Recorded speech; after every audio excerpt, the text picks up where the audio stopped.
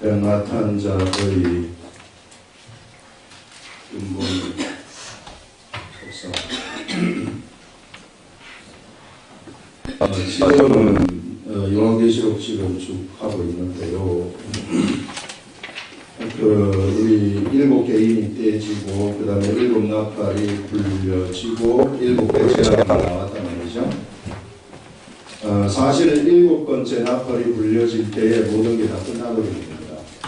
근데 이제 이 과정들을 여기서 다 설명을 해주는 거죠. 이 설명을 하는 중에요, 하나님의 나라, 7번째 나팔이 불려질 때 하나님의 나라가 임하는 것인데, 설명을 하는 중에 이제 하나님의 나라에 관해서 이야기를 하고, 바벨론 제국의 멸망에 대해서 이야기를 하고, 7무리 열불 짐승에 대해서 이야기를 하면서 7무리 열불 짐승이 어떻게 망하게 되고 이런 것들을 쭉 이야기를 하는데, 오늘은 그러면 하나님의 이제 이후에 하나님의 나라가 임하시는데, 이 하나님의 나라의 그 통치자, 이제 이 진짜 하나님의 나라가 임해가지고 이제 우리를 통치하실 텐데, 이 통치자는 어떤 분이신가 하는 그것에 대해서 알려주고 있습니다. 이후에 이제 우리가 육을 입고 이 세상에 오셨던 그 예수님만 우리들은 지금까지 봐가지고 알고 있지만은, 그런데 이 예수님이 실제적으로 하나님의 나라, 이 영적 이제 이후에 우리 하나님의 나라가 임하셨을 때에 어떠한 그러한 이 권세를 가지고 있고 어떤 속성을 가지고 있고 하는 것들을 오늘 여기서 우리 알려주는 거예요. 이런 그 정보들을 하나님이 우리들한테 알려주시는 것이 있기 때문에 우리가 정말 참 속이 시원한 거죠. 이렇게 막힌 데가 없는 거예요. 그래서 요한계시록이 정말 우리들한테 성경 우리의 이 시대를 살아가는 사람들한테 그야말로 이 성경의 그 꾸무리함, 이런 하늘에 그 구름이 섞여가지고 막 햇빛이 안 들어올 때 그 답답함, 이런 것들을 확 걷어내주는 그런 역할을 하는 것이 우리가 요한계시록이라고 할 수 있습니다. 그래서 우리가 이런 관점에서 오늘은 우리가 예수님이 어떤 분이신가, 백마를 탔다고 하셨는데 예수님이 어떤 분이신가 이런 것들을 좀 아시고, 그러면 이제 예수님이 그렇다면은 우리는 또 어떠한 존재인가, 이것들을 우리가 아셔가지고 미래에 우리가 부활을 하고 난 다음에 우리가 예수님하고 같이 살아가는 그 삶이 어떤 식으로 펼쳐질 것인가 하는 것들을 우리가 생각해 보는 거예요. 그러면서 이 시대에 좀 힘든 일이 있다거나 이 시대에 좀 어려운 일에 처했다거나 이런 것들은 사실상 그게 우리들의 이 삶을 알게 되면 그건 아무것도 아니란 말이죠. 그런 관점에서 우리가 우리 이 시간 한번 이 말씀을 보는 겁니다. 또 내가 하늘이 열린 것을 보니, 지금 사도 요한이 하늘에 올라가서 보는 겁니다. 영적 하늘을 얘기하는 거예요. 영적 하늘이 열린 것을 보니 보라, 백마와 그것을 탄 자가 있으니. 자, 우리 예수님이 예전에는 무엇을 타셨느냐 하면요, 나귀를 타셨어요. 나귀를 타시고 예루살렘을 입성을 하셨지만은, 이때는 이제 왜 나귀를 타셨는가, 겸손하셨기 때문에. 예수님이 육체에 계실 때에는 너무나도 겸손하셨다. 예수님은 원래 하나님이신데 이 하나님이 사람의 모양을 입은 것 자체가 이게 겸손이거든요. 그런데 예루살렘을 입성을 하는데, 원래 예루살렘도 이 하나님의 나라란 말이에요. 원래 하나님의 나라에 입성을 하시는데 무엇을 타셨느냐 하면은 나귀를 타셨는데, 오늘 여기서 보여주는 예수님의 모습은 백마를 타셨다, 이렇게 말씀을 하고 있어요. 백마라는 것은 이 전쟁을 할 때 엄청난 권세자의 그 왕들이 타는 말이거든요. 이런 이제 권세자의 모습을 우리들한테 보여주는 겁니다. 우리 예수님. 백마와 그것을 탄 자가 있으니 그 이름은 충신과 진실이라. 그래서 우리 예수님이 이제 백마를 탔는데 우리 예수님의 이름은 뭐라고 얘기를 하느냐면은 충신과 진실이다 이렇게 얘기를 하고 있어요. 충신이라는 것은 이것은 영어로 말하자면 faithful이라고 그래가지고 믿을 만한 분이시라는 얘기입니다. 이 신실한 분이시다 이런 얘기. 이 신실한 분이시고 그 다음에 진실이시다. 뭐가? 이름이 그렇다는 거예요. 이름이라는 것은 이것은 우리들한테 무엇을 알려주느냐 하면요. 이름이라는 것은 그 사람의 그 존재, 우리죠. 그 존재의 그 존재의 속성을 얘기하는 거예요. 그 존재의 근본 속성을 얘기하는 것입니다. 그래서 그 이름이 얼마나 중요한지 몰라요. 우리가 예수 이름을 믿는다 할 때 우리가 예수를 믿는 것이 아니라 예수 이름을 믿는 겁니다. 예수를 믿는다는 것은 예수라는 상을 믿는 것을 의미하는 거예요. 예수라는 상. 그러나 예수 이름을 믿는다는 것은 뭐냐면요. 예수님의 이름의 그 속성을 믿는다는 거예요. 예수님의 이름의 속성이라는 것은 저가 저희 백성을 죄에서 구원할 자라는 속성, 자, 그 속성, 그것을 우리가 믿는다는 겁니다. 그래서 우리가 똑바로 알아야 돼요. 우리가 그냥 막연히 예수님의 어떤 상을 믿는 게 아니면 사진 갖다 놓고 거기다가 빌고 하고 그런 게 아니란 말이에요. 예. 그게 아니고 예수의 속성, 백성을 구원한다는 속성, 아, 내가 예수 그리스도를 믿게 되면 내가 구원이 되는구나 하는 그 속성을 내가 알아버리는 거예요. 먼저 알고 내가 그것을 받아들임으로써 믿게 된다 하는 것입니다. 이게 예수 이름을 믿는다는 겁니다.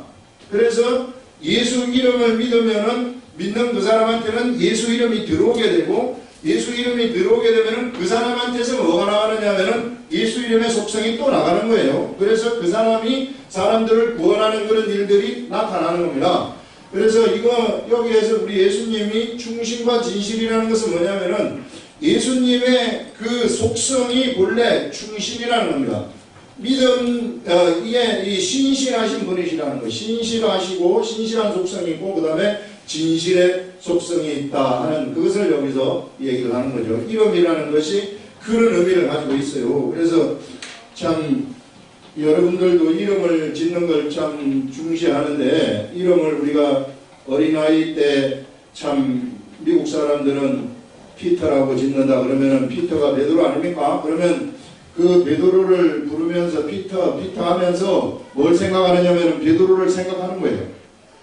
폴 하게 되면 이게 이제 바울이라는 사람인데 폴을 부르면서 바울을 자꾸 생각하면은 그 사람이 바울처럼 돼버린다는 거란 말이에요. 이게 이름대로 돼버리는 그런 속성이 있기 때문에 이름처럼 돼버린다는 그런 의미거든요. 그래서 이름이 너무나도 중요하고요. 하나님의 이름이 있는 그곳에 하나님은 뭘 말씀을 하셨느냐면은 내가 이름이 있는 그곳에서 너희를 만나겠다. 이렇게 또 하나님이 성경에서는 말씀을 하고 있어요. 그래서 우리 성경 구약에 보면은 그 하나님의 성막이 있으면은 이 성막이 본래 성전이 뭘 하는 것인가? 성전이 물론 가서 제사 드리고 제사를 드리는 곳이지만은 이 성전에는 하나님의 이름을 두는 곳이라고 얘기해요. 이름을 두는 곳. 하나님의 이름을 두는 곳은 뭐냐면 이름을 두는 그곳에서 내가 임재하겠다 이 말입니다. 물리적인 그 장소에 내가 이름이 있는 그곳에 내가 너희들을 만나겠다 이런 말씀이거든요. 그래서 이름이 너무나도 중요한 것입니다. 그래서 이름이 있는 그곳에서는 언제나 하나님을 만나는 하나님의 이름이 있는 그곳에서는 우리가 하나님을 만나는 일들이 막 일어나는 거예요. 그래서 이 시대 사람들도 하나님을 만나려면 어디로 와야 됩니까? 예수를 모르고 하나님을 모르는 사람들은 예수님을 만나려면 하나님의 이름이 있는 그 사람한테 그 사람들한테 와야 됩니다. 예수 그리스도를 믿는 사람들한테 와야만이 그들이 그 예수님을 만날 수 있는 거예요. 예. 그래서 이름이 그렇게 중요하다는 것입니다. 그래서 우리 지금 예수님의 이름을 지금 말씀을 하시는데 우리가 이제 이후로 우리의 지도자가 되셔가지고 앞으로 우리를 이끌어 가실 그분은 어떤 분이신가 하는 것들을 하나씩 가르쳐 주는데 그 처음으로 가르쳐 주는 것이 충신과 진실이라는 것을 가르쳐 주시는 것입니다. 그러면서 그가 공의로 심판하며 싸우더라. 우리 예수님이 이제 백마를 가졌다는 것은 권세자의 권세를 가지고 지금 공의로 심판을 하고 전쟁을 수행을 하신다는 그런 얘기죠. 그리고 뒤에 보게 되면은 예수님이 백마를 타고 참 이런 백마를 참 그리지는 못하지만 백마를 타고 이렇게 따르는데 여기에 백마를 탄 수많은 천사들이 예수님을 따른다는 거예요.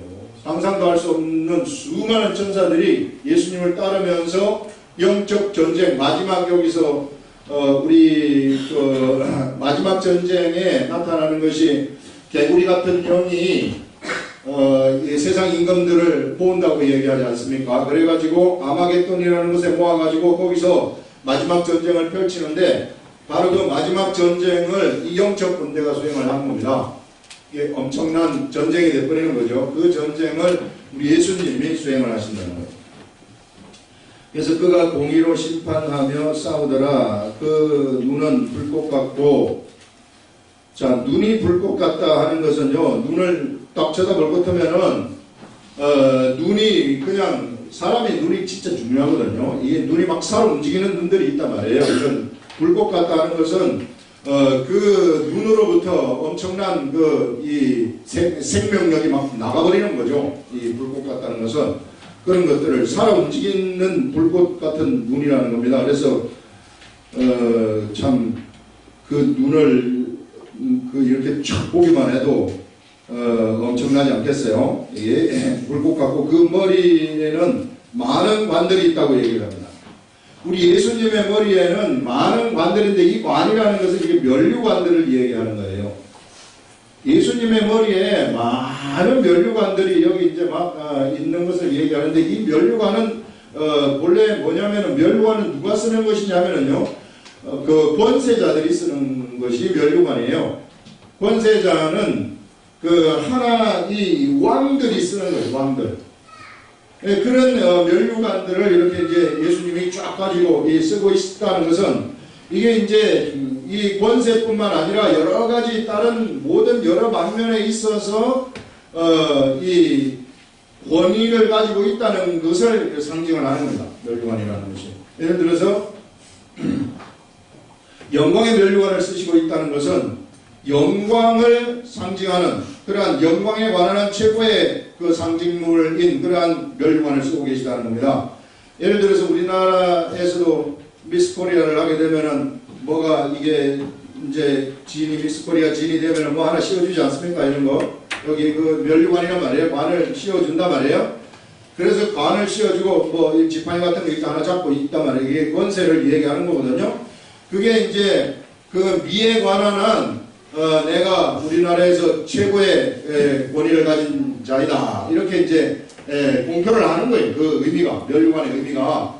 그러면 예수님이 영광의 면류관을 쓰시고 있다. 생명의 면류관을 쓰시고 있다. 의의 면류관을 쓰시고 있다. 이런 면류관을 여기서는 이제 몇 개의 면류관인지 거의 안 나오지만 여러 개의 면류관을 쓰시고 있다는 것은 무엇을 의미하느냐면은 예수님이 영광에 관한 최고의 영광을 가지고 계신 분이시고 그 다음에 의에 관한 최고의 의를 가지고 계시고 생명에 관한 최고의 생명을 가지고 계시는 분이 바로 우리 예수님이시다 하는 것을 여기서 알려주는 것입니다. 그래서 여러 개의 면류관을 가지고 있다는 것은 여러 그 분야에 있어서 최고의 권세를 가지고 계시는 그런 분이시라는 것을 여기서 알려주고 있는 거죠. 머리에 많은 관들이 있고 또 이름 쓴 것 하나가 있으니 거기에 또 예수님의 이 머리에 이름 쓴 것이 있는데 이 이름은 우리들한테 알려주잖아요. 이거는 뭐 우리들이 이게 사도 요한한테 안 알려주는 거죠. 사도 요한한테 안 알려주는데 사도 요한한테 알려주지 않았다는 것은 우리들도 알 필요가 없다는 것인데 이게 이제 굉장히 우리들한테 궁금한 상황인데 역시 우리가 모르는 그 신비한 이름 하나가 예수님한테 있다는 것을 얘기합니다. 여기서는 지금 다른 이름들은 다 얘기를 해주시는데 이런 신비한 이름이 하나가 있구나 하는 것을 알려주죠. 우리들도 마찬가지예요. 우리가 나중에 하나님 나라에 가가지고 심판을 하게 되면 예전에 우리가 버가목 교회에 보내는 편지에서 자, 우리가 뭘 받느냐면은 흰 돌을 받는다고 얘기를 하지 않습니까? 돌을 받는데 그 돌을 보게 되면은 그 돌에 나만이 알 수 있는 이름이 새겨져 가지고 있다는 거예요. 나만이. 그게 이제 나라는 거예요. 그게 이제 나의 속성입니다. 내가 하늘나라에 갔을 때 내가 그 이름의 속성을 가진 존재로서 하나님의 아들로서 이제 살아가는 거예요. 예, 그게 이제 고유한 나의 이름이 되는 거죠. 지금은 우리가 우리의 세상에 우리 아버지나 할아버지가 지어준 그러한 이름들이 있고요. 그 다음에 이제 우리는 예수를 믿으면서 우리가 가지게 되는 예수라는 이름, 두 개의 이름이 있어요. 두 개의 이름을 가지고 살아가지만 때가 되었을 때는 우리가 하나님이 지어주신 이름을 딱 가지고 살아가게 되는 겁니다. 이 시대에 사람들 살아있을 때 하나님이 이름을 지어주시는 그런 경우도 있어요. 예를 들어서 아브라함을 갖다가 아브라함으로 하나님이 이름을 지어주시는 그런 경우도 있고요. 그 다음에 이제 그 사울을 아울로 이렇게 이름을 지어주시는 경우도 있고, 시몬을 베드로라고 하나님의 이름을 이렇게 바꿔주시는 그런 경우도 있는데, 그것은 이제 특별히 그 사람을 그 이름의 속성대로 너는 이 이름보다 이제 하나님 나라의 직분을 받았으니 이 이름의 속성으로 살아라 하는 차원에서 이름을 바꿔주는 겁니다. 그래서 이제 그런 이름이 있는데, 우리도 하나님이 지어주신 이름을 가지고 이후에 이제 하나님의 나라에서 부활하게 되면은 그렇게 살게 될 것이다 하는 것을 알려주는 거죠. 그 다음에 이제 여기서 보시면은 이름 쓴 것 하나가 있으니 자기밖에는 아는 자가 없고, 또 그가 핏 뿌린 옷을 입었는데 그 이름은 하나님의 말씀이라 칭하더라 하면서, 자, 우리 예수님이 옷을 입었는데 이 옷이 어떻게 생겼는지 모르겠으나 이 옷이 어떤 옷이냐면은 피 뿌린 옷을 입으셨다 이렇게 말을 하고 있어요. 예수님의 이 피 뿌린 옷이라는 것에서 이 피라는 것은 뭐냐면은 이게 생명을 의미하는 것입니다. 생명.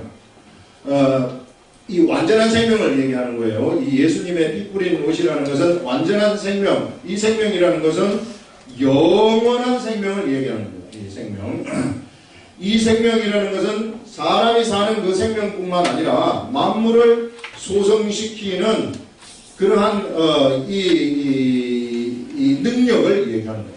만물을 소성시키는 능력. 예를 들자면은 그 아론의 지팡이가 있는데요. 아론이 그 지팡이를 땅에 딱 꽂았을 때 거기서 싹이 확 나지 않습니까? 이런 근본적인 동력을 얘기하는 거예요. 이 생명.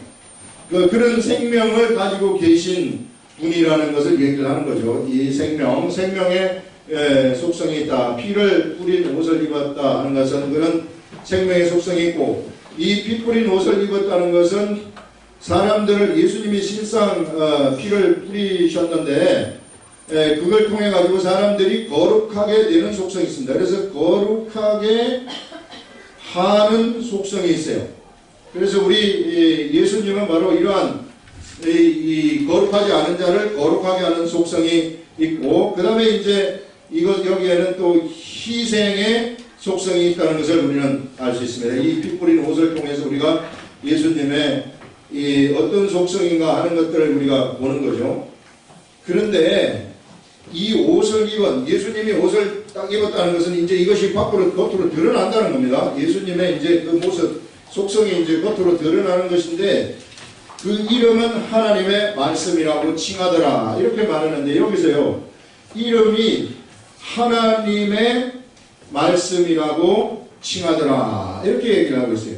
이 말씀이라는 것이 뭐냐면은요, 이게 이 로고스거든요. 이게 로고스. 이 하나님의 이 말씀, 이 로고스라는 것은 이건 이 뭐냐면은 이 말씀이라 칭하더라 이렇게 말해요. 우리. 그래서 이제 우리 이 예수님이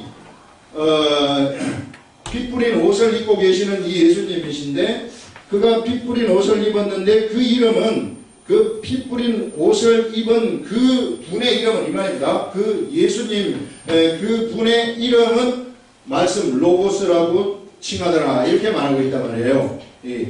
이 로고스라고 칭한다 하는 것은 뭐냐면은, 여기서 우리는 무엇을 알 수 있느냐면은 예수님의 이 속성들이 뭐 신실하다, 그 다음에 진실이다 이런 것이 있지만은, 여기서 이제 이 피 뿌린 옷을 입고 이제 이 겉으로 드러나게 보여준다는 것은 우리 요한복음 1장에 보게 되면은 예수님이 태초에 말씀이 계시니라 해가지고 태초에 로고스가 계시니라 하면서 이 말씀이 하나님과 함께 계셨고 이 말씀은 곧 하나님이시라 하는 이 말씀이 있는데, 이것을 통해서 우리가 알 수 있는, 그러한 생각해 볼 수 있는 것은 뭐냐면요, 우리 예수님은 그 예수님의 이 본체가 어떤 분이시냐 하면요, 본체가 바로 로고스라는 거예요. 로고스.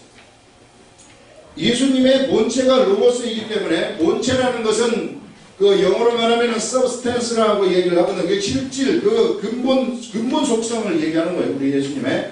이런 예수님의 이 근본적인 속성이 본래 말씀이라는 것입니다.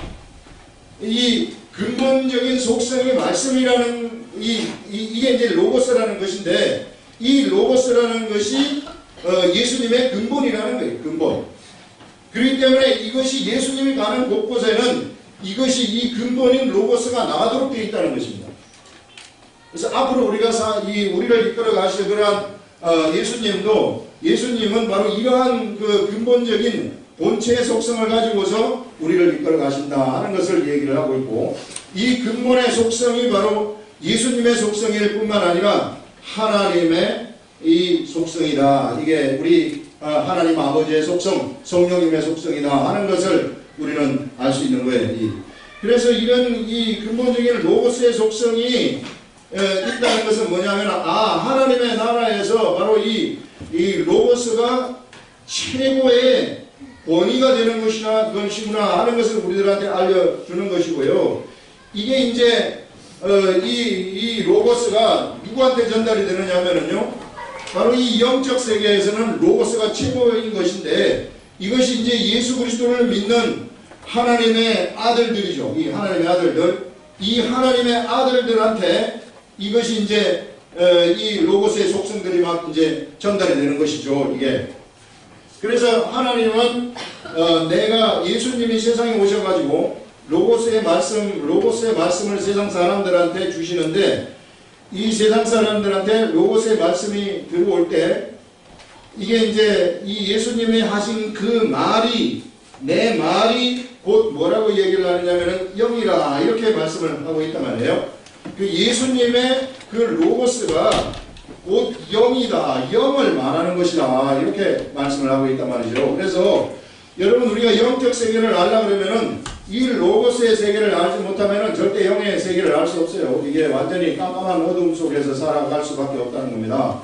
그래서 어떻게 해서든지 우리가 이런 위대한 로고스의 세계 속에 이 시대에 우리한테 이미 로고스가 와 있다는 것입니다. 와 있기 때문에 이런 이 말씀의 세계 속으로 들어가라는 거죠. 가만히 있지 마시고 이 로고스의 세계, 말씀의 세계 속으로 들어가라는 것은 뭐냐면은, 우리 지난번에 요한복음 1장 할 때 하지 않았습니까?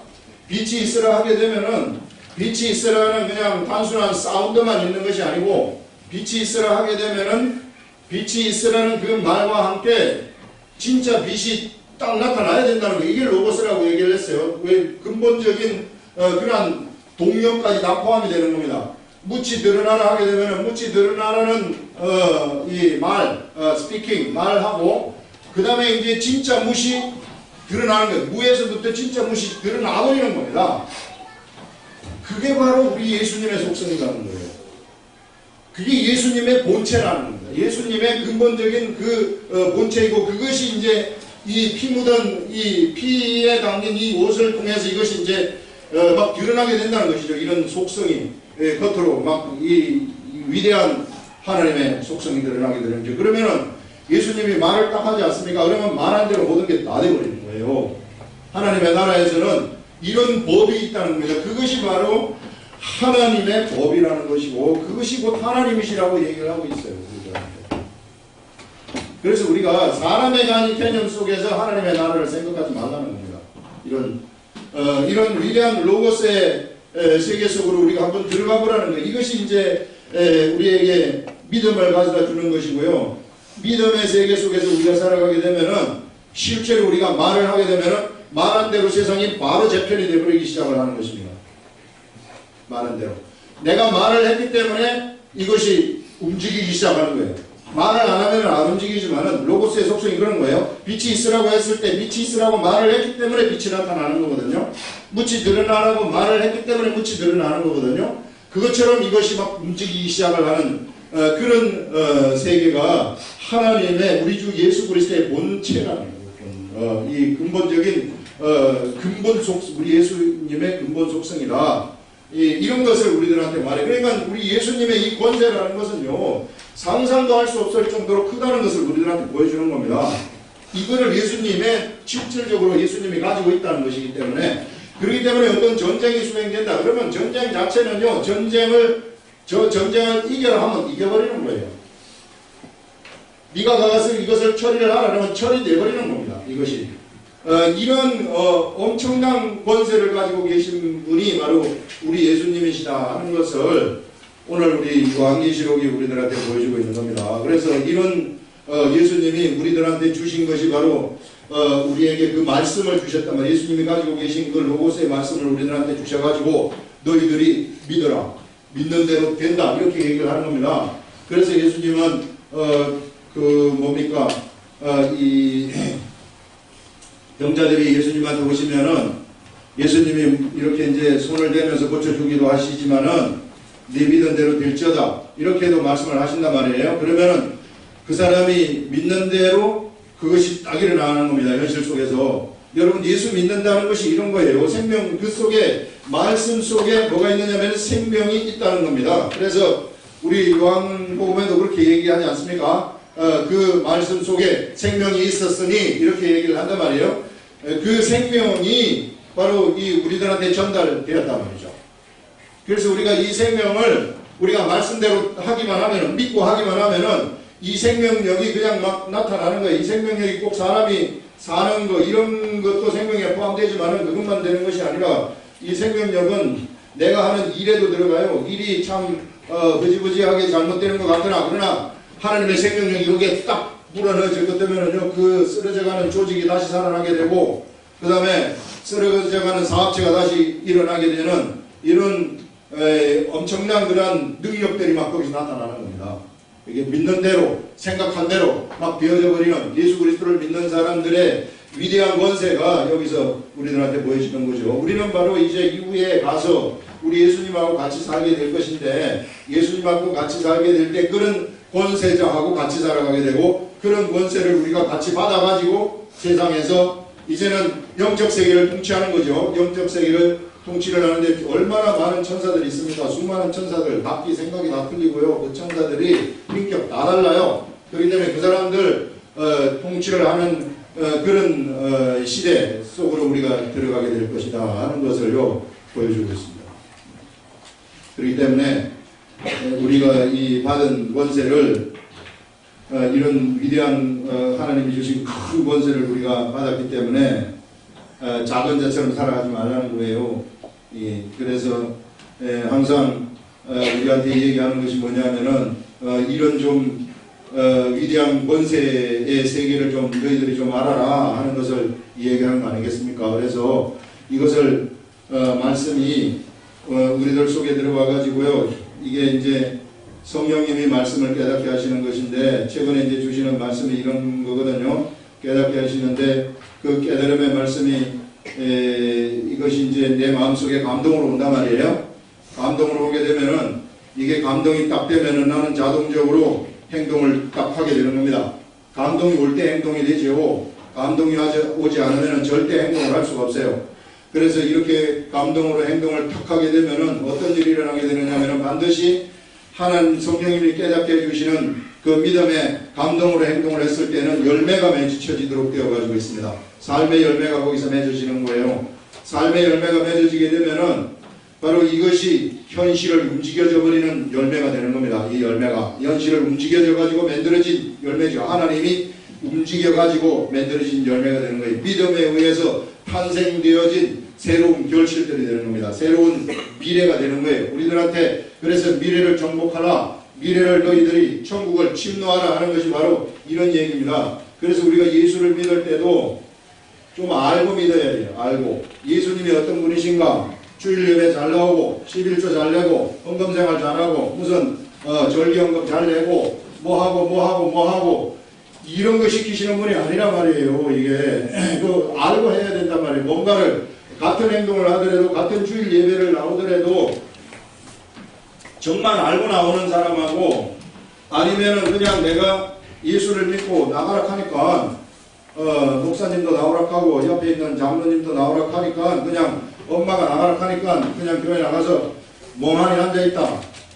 100년을 앉아있어 보세요. 아무것도 안 된단 말이에요. 그러면 그런 사람들은 그러면 이제 사람이 여러 종류죠. 층이 여러 종류이기 때문에 그렇게 모르는 사람들은 어떤 사람들이 있느냐 하면은 여기도 이제 달라지죠. 이 여러 층의 사람들이 있어서 이제 위에 사람이 시키면은 시키는 대로 잘하는 모범생 그룹들이 반드시 나타나요. 또 반대 그룹들이 저항하는 그룹들이 나타나고 저항하는 그룹들은 어떻게 하면 빠질까?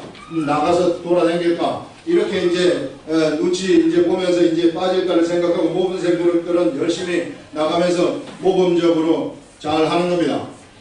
그러면은 참 네가 모범적으로 잘하니 믿음 생활을 잘하는구나. 내가 너를 칭찬한다.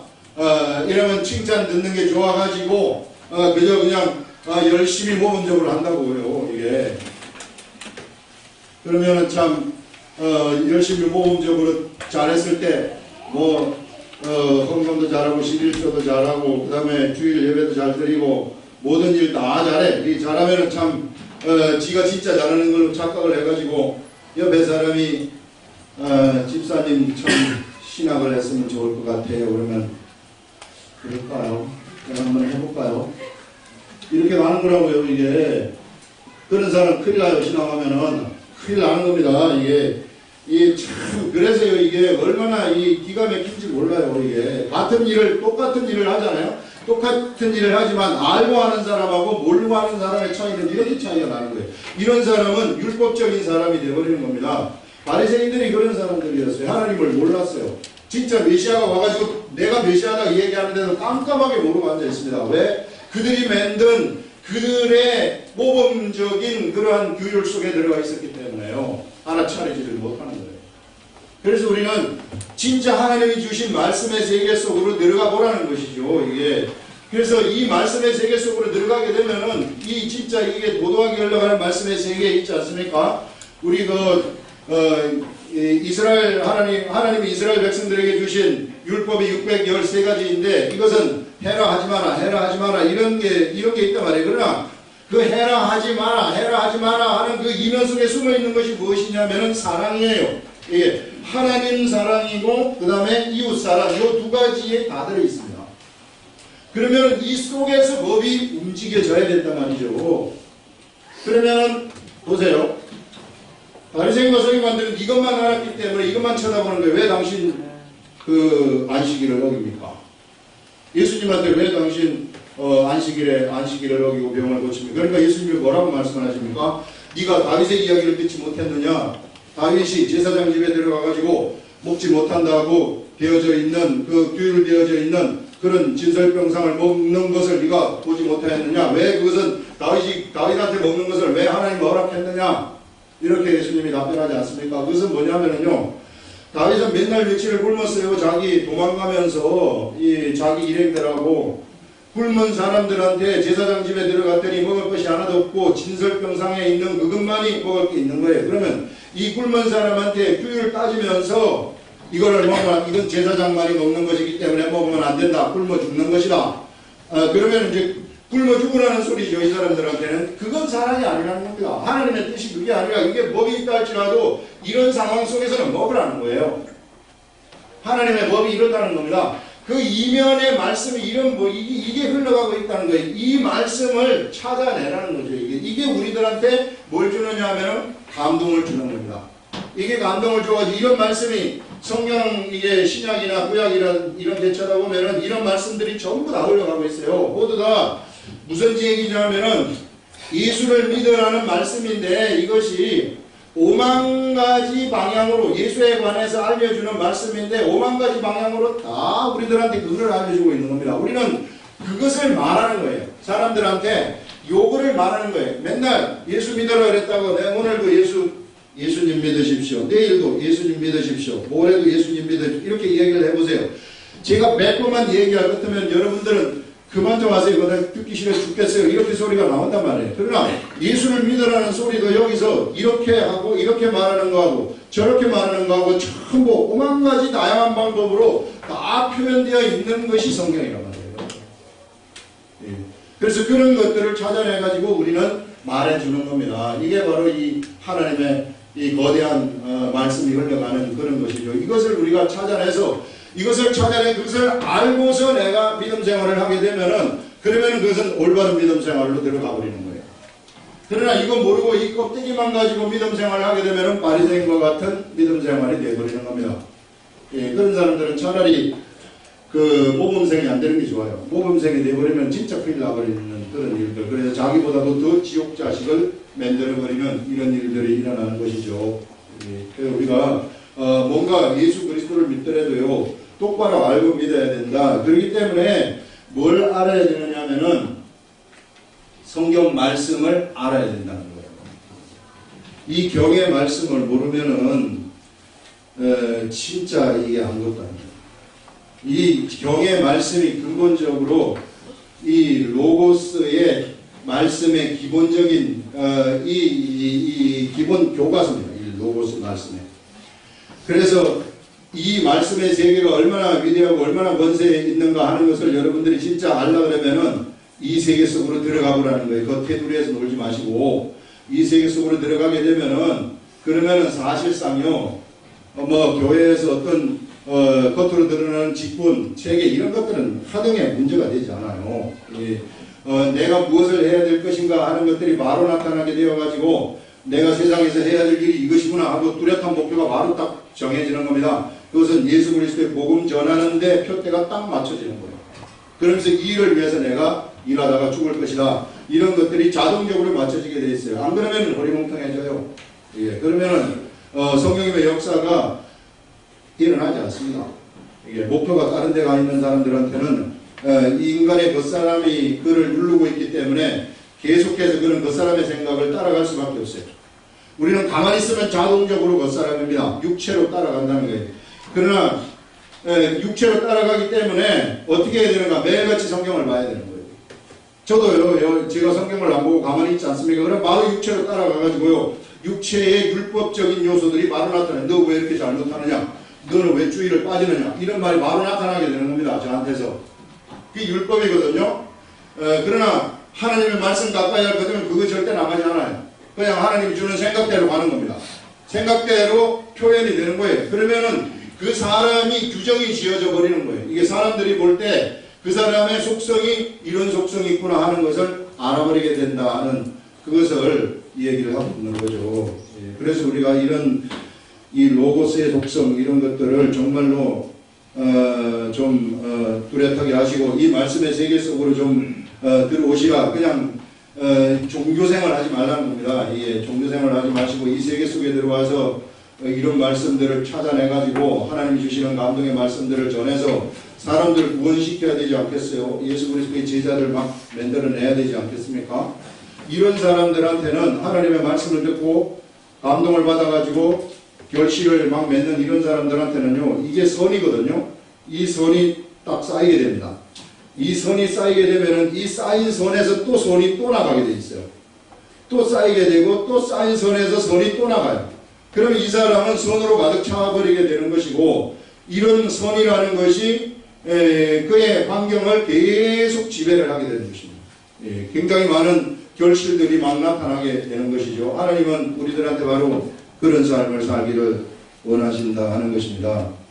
자, 우리 지금 여기서 보여주는 삶이 그래. 그러나 이제 어저께 이제 잠깐 이 깨닫게 해주신 것 중에 하나가 뭐냐면은 이런 삶을 살아야 되는데요. 사람들이 한 사람 한 사람 참 갖다가 뜯어보면은 다들 착하고 하나님 말씀 잘 교육을 시키면 잘 들어갈 수 있도록 되어 가지고 있어요. 사람이 정말 1대1로 만나가지고 참 시간도 많고 이래가지고 이제 이걸 천천히 이걸 성경을 공부를 해서 이렇게 하면은 정말 하나님의 사람이 잘 되도록 되어 가지고 있는데 요거를 못하게 하는 세력이 있단 말이에요.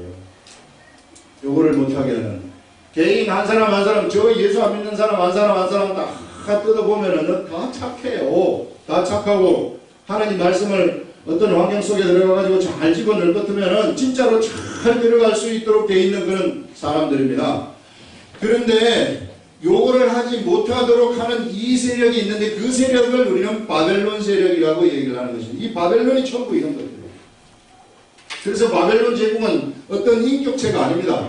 인격체가 아니지만은 사람들을 이상한 풍조를 만들어가지고 그쪽으로 쫙 가도록 만드는 거예요. 자본주의 풍조를 만들어가지고 돈이 최고라고 생각하도록 사람들이 이상하게 끌려가도록 만들어버려요, 이건. 그래서, 돈에 막 몰두하도록, 가만 하나하나 뜯어보면 다 괜찮은 사람이지만 돈에 몰두하도록 해가지고 딸려가는 저돌적인 사람들은 짐승 같은 사람들이죠. 그게. 그걸 우리는 성경에서 그래서 실제로 그런 사람들을 짐승으로 표현, 일곱 머리 열불 짐승이라는 게 바로 그런 의미입니다. 그게 짐승 같은 마음을 가지고 있기 때문에 본능적인 삶을 살아간다는 거 그래서 육적인 욕심, 탐욕으로 가득 찬 본능적인 삶을 살아가는 자들이라는 겁니다. 그래서 이 바벨론 제국을 예수님이 멸망을 시켜버렸다는 거예요. 그래서 바벨론 제국의 멸망이 그런 세력의 멸망입니다. 그런 나라의 멸망이라는 거죠. 그러니까 지금은 멸망이 안 되고 있어요. 지금은 우리가 살아가는 이곳에는 멸망이 안 되고 있기 때문에 어떻게 해야 되는가? 여기 절대로 빠지면 안 되고요. 그래서 우리는 계속해서 기록된 말씀으로 나와야 됩니다. 기록된 말씀. 진짜 아는 거 있잖아요. 기록된 말씀을. 피상적으로 아는 거 아닙니다. 그러려면은 어쩔 수 없어요. 이것을 읽고 또 읽고 읽고 또 읽고 10번, 20번씩 계속해서 읽는 그 이외에 한 길이 없습니다.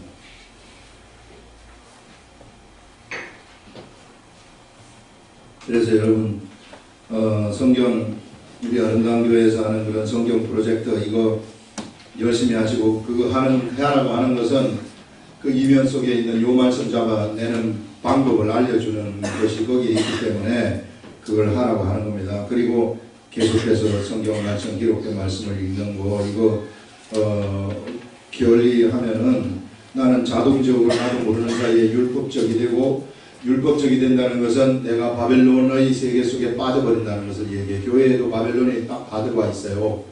예, 그렇기 때문에 경각심을 가지라 하는 이 시대에 깨어 있다는 것은 바로 그런 얘기입니다. 내가 힘써 말씀을 아는 데는 힘을 써야 된다고 얘기를 하지 않았습니까? 그렇게 하라는 얘기입니다. 자, 이제 참 빨리 가야 되겠습니다. 자, 15절 보시면은 그의 입에서 예리한 검이 그 전에 말씀이라 칭하더라. 14절 하늘에 있는 군대들이 희고 깨끗한 세마포 옷을 입고 백마를 타고 그를 따르더라. 우리 예수님의 권세가 얼마나 위대하고 큰지를 알겠죠. 하늘에 있는 천군 천사들의 군대 아니겠어요? 이런 군대들이 이제 우리 그 예수님이 십자가에 돌아가시기 전에 겟세마네 동산에서 예수님을 잡으러 갈 때 베드로가 말고의 길을 딱 쳐가지고 떨어질 때 검사용하지 말라 얘기한단 말이에요. 그러면서 내가 하늘에 있는 12영을 부르지 못하는 줄 아느냐. 이 12 이게 레전드라는 것인데 이게 이제 하늘의 군대입니다.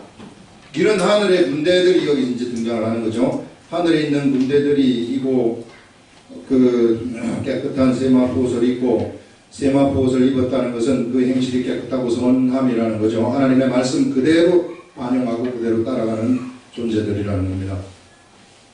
백마를 타고 그를 따르더라. 그의 입에서 예리한 검이 나오니, 자, 예수님의 입에서 예리한 검, 로고스의 말씀이 나온다는 겁니다. 이게 어마어마한 검이 되어버린다 하는 것을 말씀을 하고 있어요. 이런 검이 나오니 그것으로 만국을 치겠고, 이 로고스의 말씀이 만국을 쳐버린다는 것이고요. 친히 그들을 철장으로 다스리며, 철장, 쇠지팡입니다. 쇠지팡이라는 것은 견고한 권세라는 거죠. 어느 누구도 이것을 무너뜨릴 수 없는 권세라는 거예요. 어떠한 악한 권세도 이것을 무너뜨리지 못하는 그런 권세를 가진 존재라는 겁니다. 그래서 철장으로 다스리며 또 친히 하나님 곧 전능하신 이의 맹렬한 진노의 포도주 틀을 밟는다는 것은 철장으로 다스리는데 전능하신 이의 맹렬한 진노의 포도주라는 것은 포도주 틀을 밟는다는 것은 포도주를 만들어낸다는 거거든요. 이 진노의 포도주라는 것은 진노의 잔을 마시게 하겠다는 얘기입니다. 심판한다는 얘기예요. 그래서 심판을 한다. 우리 예수님이 밝겠고 그 옷과 그 다리에 또 이름이 나와요. 옷에 이름이 나오고 그 다리에 이름 쓴 것이 있는데 만왕의 왕이요 만주의 주라 하시더라고. 예수님의 속성. 우리 예수님은 바로 어떤 분이시냐면은 만왕의 왕이라고 얘기를 하고 만주의 주라고 얘기를 합니다. 어느 누구도 예수님의 권세에 도전할 수 없는 그러한 최고의 권세자임을 여기서 말씀을 하고 있어요. 우리가 바로 그분하고 같이 살아가는 겁니다. 그분이 우리를 위해서 죽었어요. 우리를 참 그 세계로 끌어들이기 위해서, 로고스의 세계로 우리를 끌어들이기 위해서 우리가 죽었고, 우리는 지금 육에 갇혀가지고 부분적으로 그것을 알게 됩니다. 로고스의 말씀도 우리가 부분적으로 알아요. 부분적으로 알고 부분적으로 행해. 지금 우리가 참 어떨 때는 막 이 말씀의 권세가 나타나기도 하고 또 어떨 때는 또 안 나타나기도 하고 이런 부분적으로 행하는 그러한 속에서 우리가 살아가고 있어요. 육에 있을 때는. 그러나 때가 되어가지고 완전한 육체를 입게 되면은 이 부분적으로 하는 것이 패하고 이제는 그야말로 부활의 몸을 입을 때는 완전해져가지고 완전한 것을 알아버린다고 얘기를 하고 있어요. 완전한 것을 알아버린다는 것은요, 완전한 것을 행할 수 있다는 것을 우리들한테 얘기를 합니다. 안다는 것이 그렇게 중요한 거예요. 하나님의 로고스의 세계, 말씀의 세계에서는 알게 되면은 그것을 행할 수 있다는 겁니다. 알면은 바로 믿음으로 오는 거거든요. 믿음으로 행해버리면 그것이 그대로 이루어져 버리는 그런 일들이 일어나게 된다는 그것을 말씀하고 있어요. 그래서 우리 주님은 바로 이런 만왕의 왕이고 만주의 주라 이렇게 얘기합니다. 또 내가 보니 한 천사가 태양 안에 서서 공중에 나는 새를 향하여, 자, 태양 안에 선 천사다 그러면 빛 가운데 있는 천사다 이렇게 생각을 하면 됩니다. 안에 서서 공중에 나는 새, 모든 새를 향하여 큰 음성으로 외쳐 이르되, 새들한테 이르기를 하나님의 큰 잔치에 모여 왕들의 살과 장군들의 살과 장사들의 살과 말들과 그것을 탄 자들의 살과 자유인들이나 종들이나 작은 자나 큰 자나 모든 자의 살을 먹으라 하는 것은 이제 바벨론 제국의 멸망이죠. 바벨론 제국의 멸망이 일어나게 되면서 하나님이 마지막 전쟁에서 이 백마탄 군대들하고 그것을 평정을 해가지고 세상 나라를 굴복을 시켜버린다는 것입니다.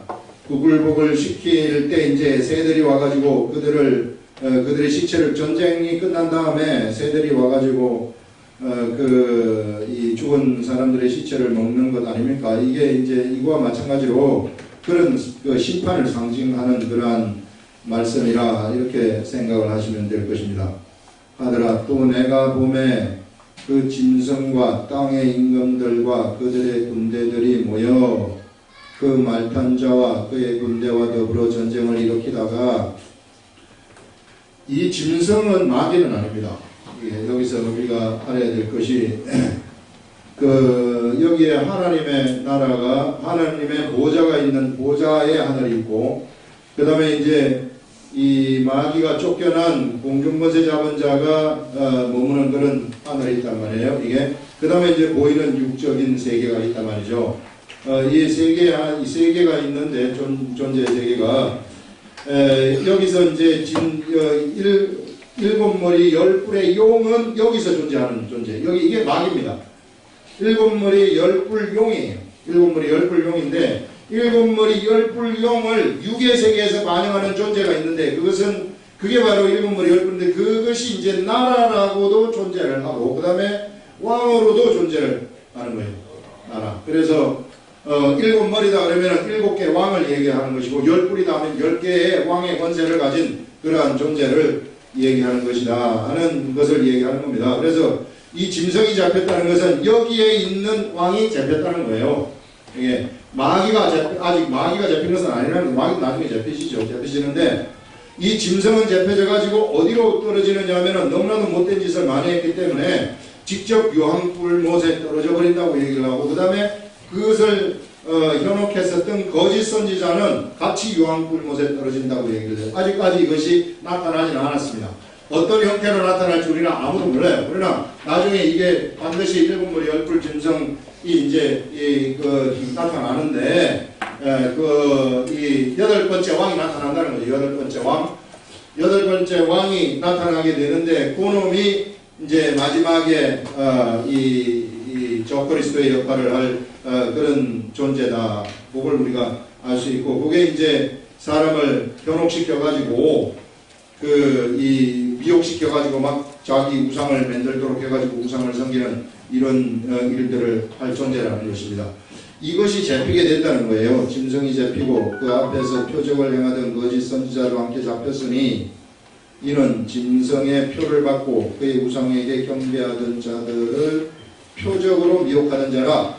표적 있잖아요. 어떤 기적과 이사, 이것을 통해 가지고 사람들을 현혹시키는 거예요. 여러분, 그래서 우리 기적과 이사는 우리가 하나님 말씀을 가지고 말씀대로 믿으면 바로 나타나는 거예요. 그러나 이것을 가지고 사람들한테 보이려고 한다거나 이것을 가지고 사람을 끌려고 한다거나 이럴 것 같으면요 반드시 악한 귀신들이 득하게 되어 가지고 있는 겁니다.